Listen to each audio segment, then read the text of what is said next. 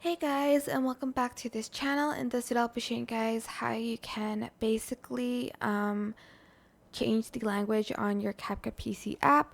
So just go to menu and go to settings and go to language here, and you can choose from these options. I'm just going to choose this one, and then I'm going to press save. For instance, if you want to change it to that language, and you do have to restart it, so make sure you press that.